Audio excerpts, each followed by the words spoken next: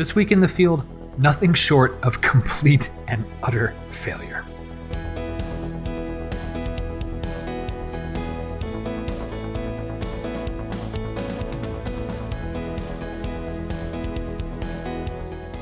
Hey everyone, Scott Davenport here. Thanks for joining me this week.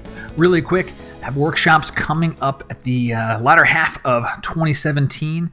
Registration is going to open very, very soon. And so if you haven't already, head on over to my website, get on the reserve list, and come shooting with me. A bunch of you have done that already. Thanks very much. And I'll be sending out invites around the end of March, early April for both the San Diego coastlines and the Oregon Coastal Adventure. So be on the lookout for those. If you're on the reserve list, no problem. You got your place in line, and I'll be sending out the invites really soon. So today's topic is just complete and abject failure. I have no photos to show. I have no video footage to show, unless you count the 40 seconds I decided to complain to myself in my parked car after having failed to find anything worthwhile after about 45 minutes to an hour. I've spent the last 40 to 45 minutes driving around trying to find some spot along the coastline. It's not just drenched in fog, and I am coming up completely empty. About to bag this shoot. I'm just flat out getting skunked. So what's the backstory here? Conditions were full moon, right? We had a full moon recently, and the full moon would be setting almost the same time as sunrise. So you end up getting a nice orange glow on the moon. Full moon is going to light up a scene really nice. And I'd been to a spot along the coast a few months ago where it was very interesting to see at low tide in moonlight. Had low tide as well, actually quite extreme low tide. So a lot of these rock formations that were normally hidden will be visible.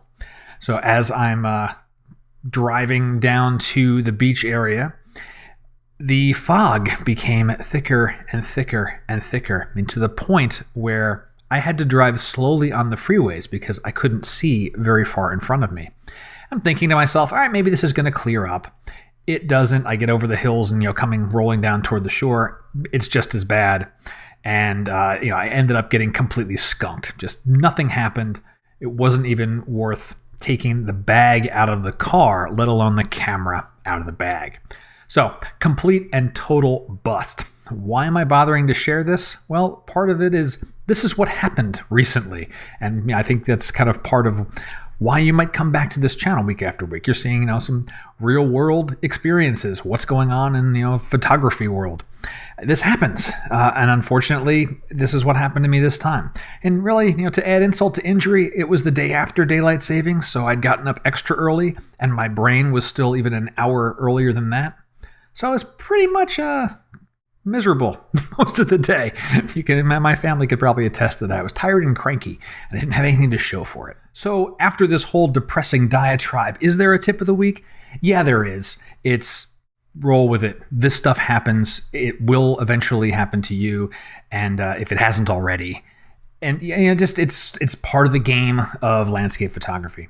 Conditions either make or break your landscape sessions, and in this particular time, I got broken. It really just was nothing worth shooting.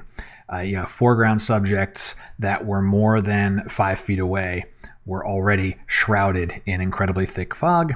It just wasn't going to make a meaningful, compelling type photo. Fog can be really cool, but you've got to be able to see a little bit into it. And that just wasn't going to happen this time around. So, you roll with the punches and you try again another day. And that will do it for this week in the field. I know it's a little strange because we didn't actually go into the field, but I thought this was worth sharing with you. If you've got questions about photography, field side of stuff, post-processing side of stuff, love to hear from you. Comments on the video below. Hit me up through my website with questions. Love getting your questions. You'll get an answer really quickly, and it might feed the idea engine for the next installment of In the Field or In Post. Until next time, my name's Scott Davenport. Happy shooting.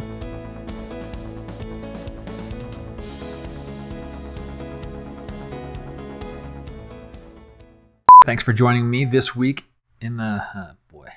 turn those notifications off so nothing's beeping in my face.